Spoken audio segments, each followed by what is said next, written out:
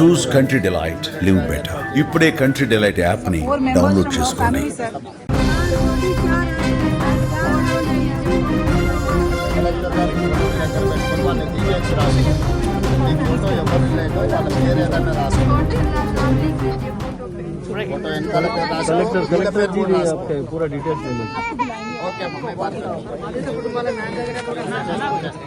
మృతుల్లో కాబోయే వధూవరులు కూడా ఉన్నారు. కొంతకాలంగా నిఖిల్ రెడ్డి, శ్రీరమ్య ప్రేమలో ఉన్నారు.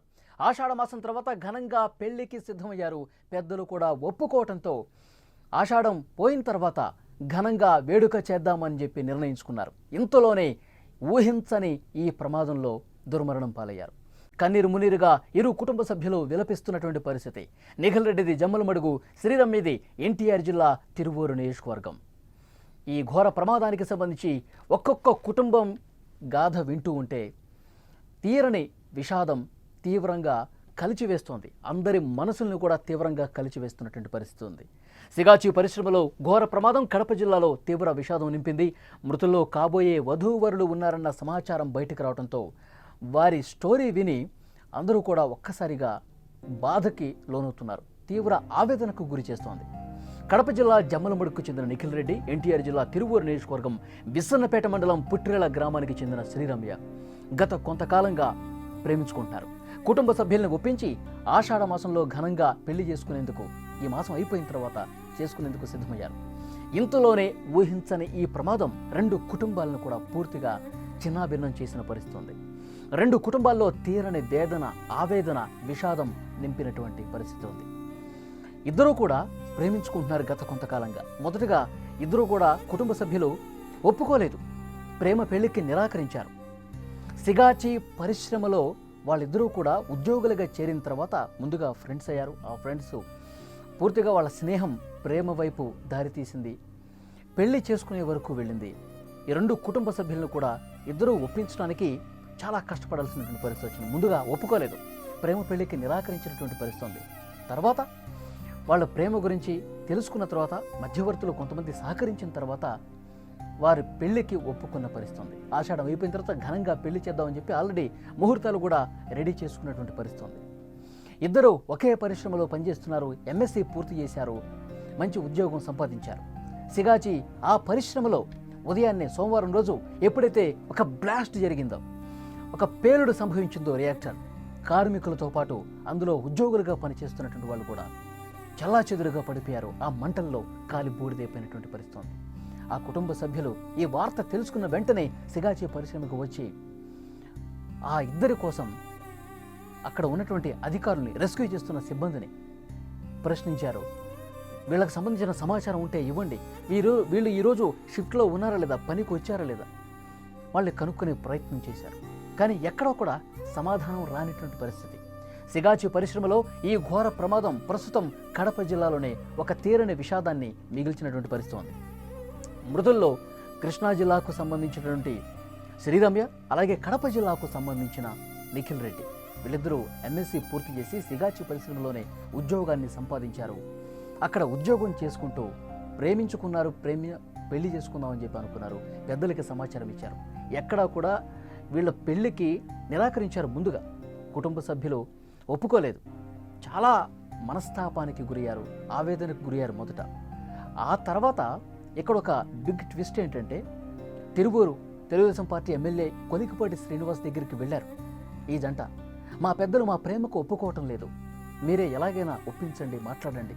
మేమిద్దరం ఎంఎస్సీ పూర్తి చేసి సిగాచి పరిశ్రమలో ఉద్యోగులుగా ఉన్నాం, మా పెళ్ళి లేకపోతే చాలా జీవితంలో కోల్పోయే పరిస్థితి ఉంటుంది, దయచేసి మీరు మా కుటుంబ సభ్యులతో మాట్లాడి మా పెళ్ళయ్యే విధంగా ప్రయత్నం చేయండి సార్ అంటూ కొలిగిపూడి శ్రీనివాస్ దగ్గరికి వెళ్ళారు, ఎమ్మెల్యే గారి దగ్గరికి. ఆయన చాలా పాజిటివ్గా రెస్పాండ్ అయ్యి రెండు కుటుంబాలతో కూడా మాట్లాడారు. తిరువూరులో ఉన్న అమ్మాయి పెద్దలతో, అలాగే కడప జిల్లా జమ్మలమడుగులో ఉన్నటువంటి ఆ అబ్బాయి తల్లిదండ్రులతో, ఆ ఫ్యామిలీతో కూడా మాట్లాడారు. ఆయన భరోసా ఇచ్చారు. ఇద్దరు చదువుకున్న వ్యక్తులు ఒక దగ్గర పనిచేస్తూ ఉన్నారు, ఇద్దరు మనసులు కలిశాయి, పెళ్లి చేస్తే తప్పేంటి, పెళ్లి చేయండి, ప్రేమ పెళ్లి అనేది మీరు నెగిటివ్గా తీసుకోవాల్సినటువంటి అవసరం లేదు. ఇద్దరు కలిసికట్టుగా ఒక దగ్గర పని చేసుకుంటూ మంచి జీవితం వాళ్ళు కోరుకుంటూ ఉన్నారు. ఆ ప్రేమను వాళ్ళకి ఇవ్వండి అని చెప్పి ఎమ్మెల్యే గారు నేరుగా ఇరు కుటుంబాలతో మాట్లాడి ఒప్పించిన పరిస్థితి. 2 కుటుంబాలు అంగీకరించాయి. ఎమ్మెల్యే గారు మధ్యలో ఉండి మధ్యవర్తిగా మాట్లాడి పెళ్లికి అంగీకారం తెలపడంతో 2 కుటుంబాలు కూడా వాళ్ళ సంతోషం అవధులు లేకుండా పోయింది. త్వరలోనే ఇక పెళ్లికి ముహూర్తం కూడా ఫిక్స్ అయింది. ఈ ఆషాఢం తర్వాత చాలా గొప్పగా ఒక వేడుక చేద్దామని చెప్పి 2 కుటుంబాలు కూడా ఒక నిర్ణయానికి వచ్చాయి. పెద్దల సమక్షంలో ఒక వేడుకగా పెళ్లి సెలబ్రేట్ చేసుకుందాం ఒక ఆనందం ఆ జంటలో కూడా కనిపించింది. ఇద్దరు సిగాచి పరిశ్రమలో పని చేసుకుంటూ ఉంటే ఒక్కసారిగా మరి ఆ జంటను చూసి ఎవరికి కళ్ళు కుట్టాయో తెలియదు, కానీ ఒక్కసారిగా బ్లాస్ట్ జరిగింది. ఆ కార్మికులతో పాటే పనిచేసేటువంటి ఉద్యోగులు, సిబ్బంది కూడా కాలి బూడిదైపోయినటువంటి పరిస్థితి ఉంది.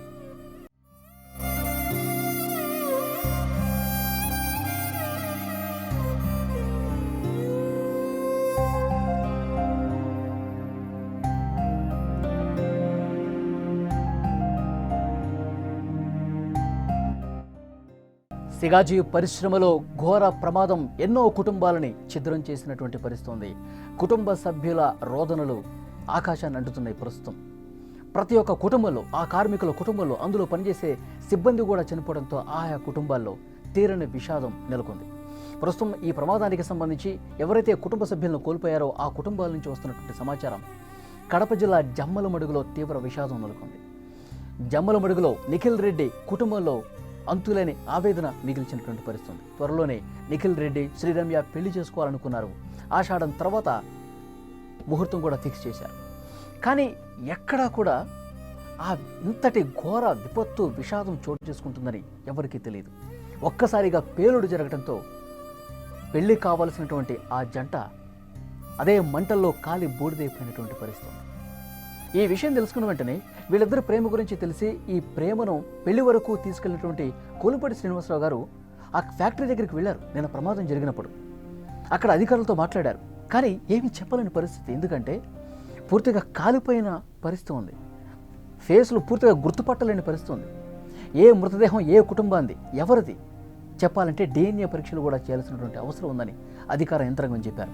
ఆయా ఆసుపత్రుల్లో స్థానికంగా చికిత్స పొందుతున్నటువంటి ఆసుపత్రులకు కూడా వెళ్ళి ఆరా తీశారు. ఈ రోజు ఉదయం అంటే మంగళవారం ఉదయం రోజు సమాచారం వచ్చింది. ఇద్దరూ కూడా ఇక లేరు, మంటల్లో కాలి బూడిదైపోయారు, చాలా తీవ్రంగా మంటల్లో కాలిపోయారు అని ఎప్పుడైతే సమాచారం వచ్చిందో 2 కుటుంబాలు, ఇటు ఎమ్మెల్యే గారితో పాటు ఆ కుటుంబాల్లో ఎంతటి విషాదం అంటే మాటలకు అందని విషాదం అని చెప్పాలి.